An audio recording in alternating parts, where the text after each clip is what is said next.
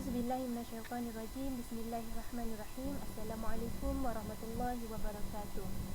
Saya Ainul Azian binti Al-Mansuri bernama matrik 070500, ijazah sarjana muda Usuluddin semester 7.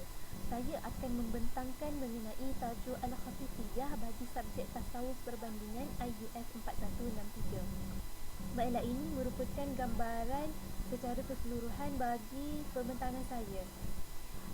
Baiklah, kita pergi kepada yang pertama, iaitu Man Al-Khafifiyah. Siapa Al-Khafifiyah? Al-Khafifiyah adalah Fayantimuna ila Abi Abdullah Muhammad bin Khafif, merupakan pengikut atau murid kepada Abi Abdullah Muhammad bin Khafif. Maka siapa pula Abi Abdullah Muhammad bin Khafif? Wa kana min kubara sadati hadhihi at-taifah wa min 'izzatil waqti, merupakan salah seorang tokoh sufi yang ada pada zamannya, dan dia merupakan seorang yang alim di dalam ilmu zahir dan ilmu batin. Ilmu zahir seperti ilmu fiqh, akidah, hadis, bahasa, mantik, Al-Quran, dan manakala ilmu batin ni seperti penghayatan dalam bidang tasawuf. Dan Syekh Ibn Khafif ni mempunyai karya-karya khusus berkait dengan ilmu at-tariqah, dan dia juga merupakan seorang yang berakhlak tinggi, rajulan azizul hal, seorang yang kesungguhan untuk tidak mengikut nafsu syahwat. Beliau juga dikatakan pernah berkahwin sebanyak 400 kali, dan itu kerana beliau merupakan keturunan diraja. Kalau biasa orang dulu-dulu, kalau keturunan diraja ni orang takut. Lepas tu diceritakan bahawa bila dia mula bertaubat, taubatnya itu diketahui oleh penduduk Syiraz, dan penduduk pun mula rasa kasih, suka pula pada dia. Apabila terselahlah kehebatan beliau dalam makna kembali pada Allah, jadilah dia orang yang disukai. Gadis-gadis, anak-anak pembesar, semuanya nak berkahwin dengan dia, dengan Ibn Khafif ni, kerana nak ambil berkat. Dan pada umur dia ketika itu, dia pernah mengahwini seramai 40 isteri, kadang-kadang 2 orang, 3 orang dalam satu masa, atau tapi dalam keadaan yang berasingan. 40 isteri yang dikahwini itu semuanya berkhidmat untuk beliau, dan ada seorang dari isterinya itu yang menjadi murid dan berkhidmat di samping menjadi isteri selama 40 tahun, iaitu anak seorang wazir.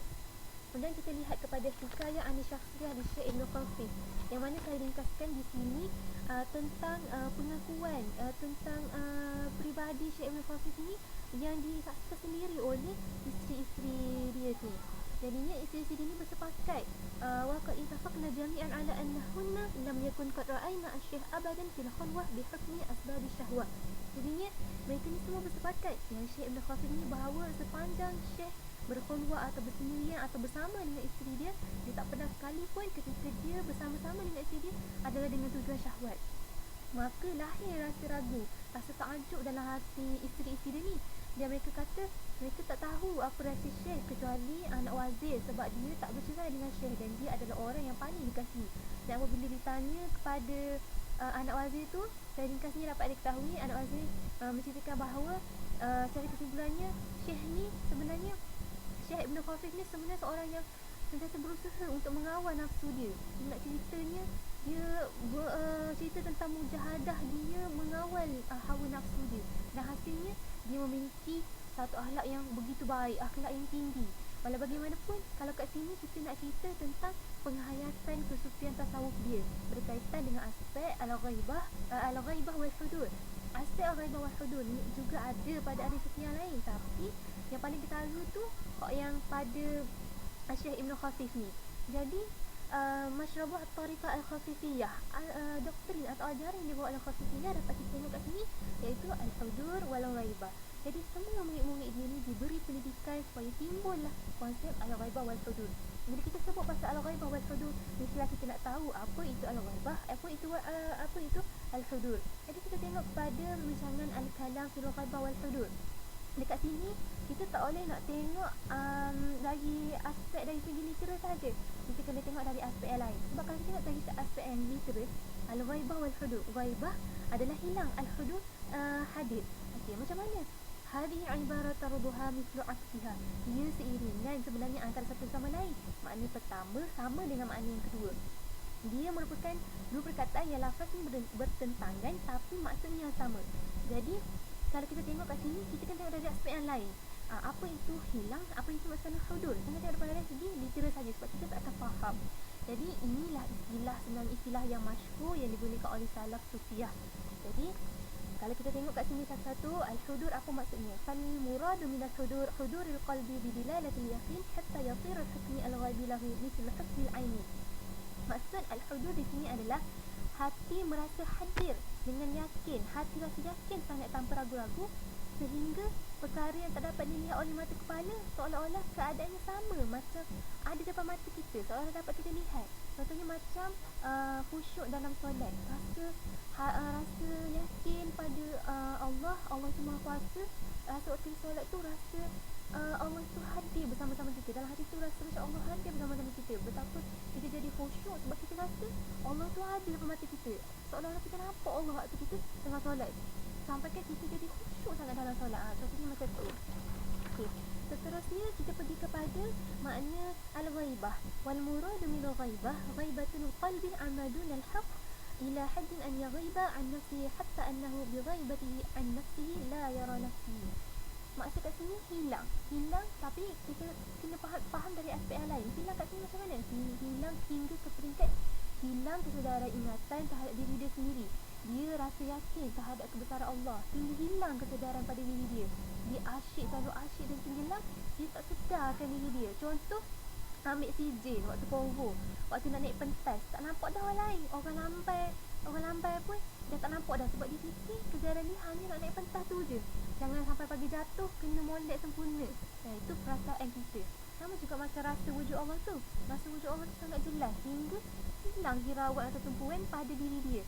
Bukan diri dia hilang dari segi kita, tapi tumpuan dia tu hilang, perasaan dia tu hilang, titik berat dia pada diri sendiri tu hilang. Dan perasaan itu sebenarnya seketika saja, bukan sepanjang masa, tapi kesannya itu berpanjangan. Dan al-ghaibah ni ada tanda-tanda dia. Alamatul ghaibah al-i'radu an hukmi ar-rusum.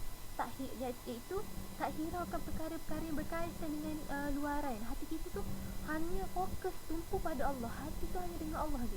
Dia tak ambil hal dengan perkara remeh-temeh. Kalau hati dengan Allah, dia tak cara dah ke orang. Jadi kesedaran kepada wujudnya Allah itu sangat kuat. Sebagaimana contoh Nabi SAW yang maksum daripada melakukan perbuatan yang haram. Begitu jugalah dengan kedudukannya dengan al-ghaibah.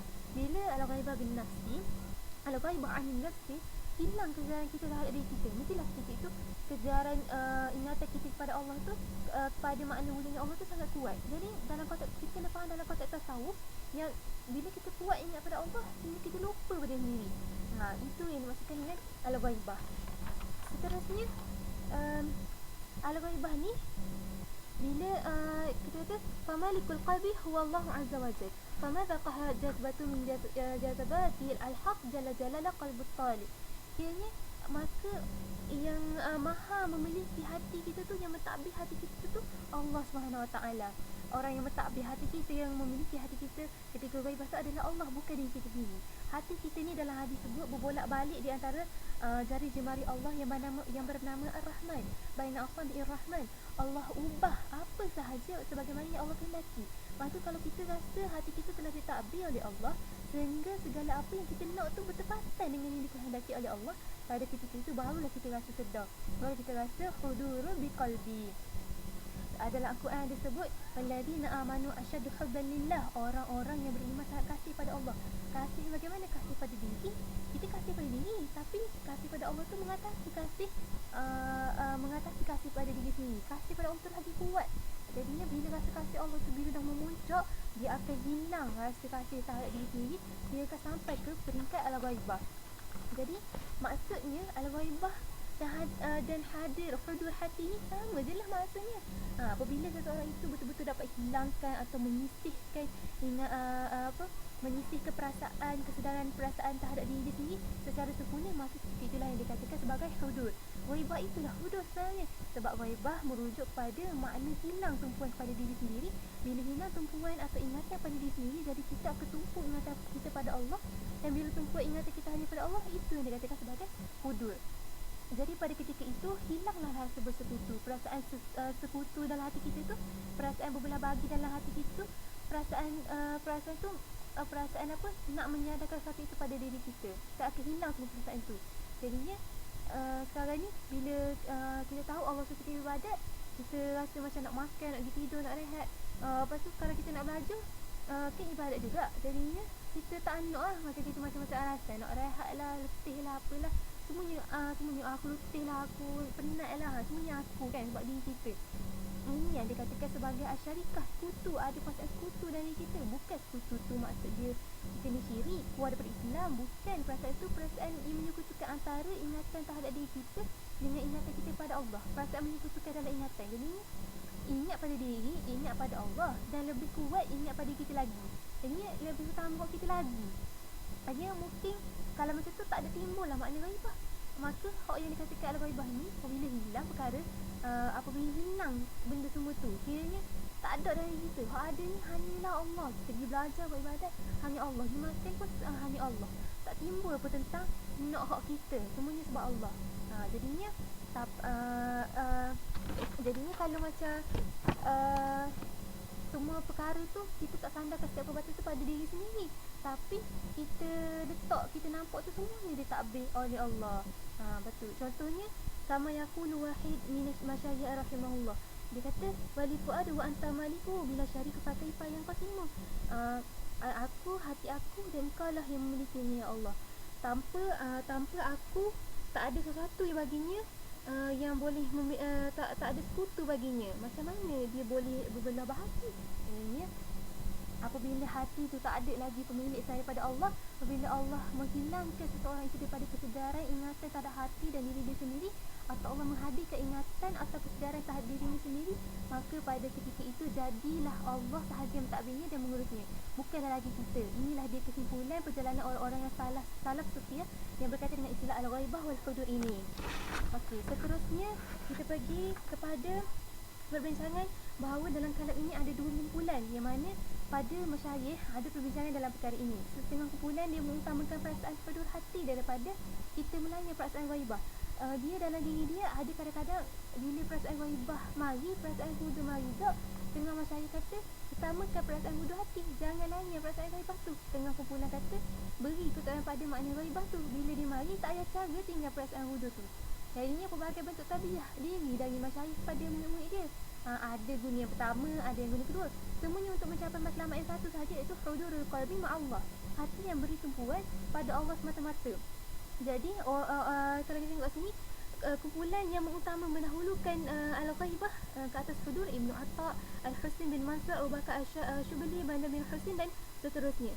Dan kumpulan yang mendahulukan mengutamakan al-hudur ke atas ghaibah, kita tengok kat situ Al-Haris Al-Muhasibi, Al-Junai, antaranya Sahl bin Abdullah, Abu Hafs Al-Haddad, Hamdun Al-Qassar dan seterusnya.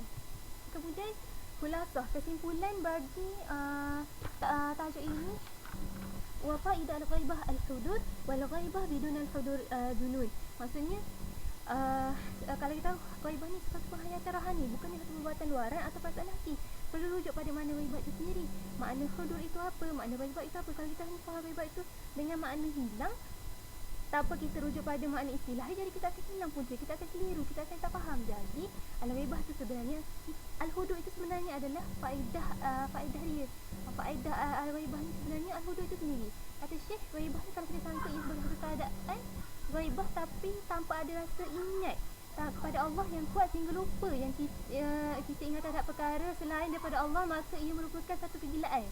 Jadi kalau kata mesti bila kita maksudkan dengan ghaibah di sini ialah dengan makna al-hudur, sama ada ghalabah, mati ataupun ghaflah. Ini biasanya sifat yang mendampingi perasaan ghaibah yang ada pada seorang itu. Bila dia ghaibah, berlaku pada dia ghalabah bila dia oleh kawal diri dia sehingga dia tak nampak orang lain padahal dia nampak orang lain. Jadinya kalau ghalabah pula, kerahanan dia tu yang menarik dia, mengajak dia supaya hanya menyati Allah sahaja sehingga dia tak nampak atau tak sedar terhadap apa yang berlaku sekeliling dia. Kalau maut pula sama ada mati sungguh sehingga terlalu asyik sangat kan, mati nafsu, hilang nafsu dia, dia tak ada syahwat pada diri dia. Macam ghaflah, lupa selain daripada Allah, lupa tapi tak mana dia lupa Allah. Ya, dalam masa yang sama kata kita ghaibah bertangan kan, bila lupa selain daripada Allah, dia hanya ada dalam hati kita hanya Allah. Itulah al-hudur yang dikata sebagai al-ghaibah.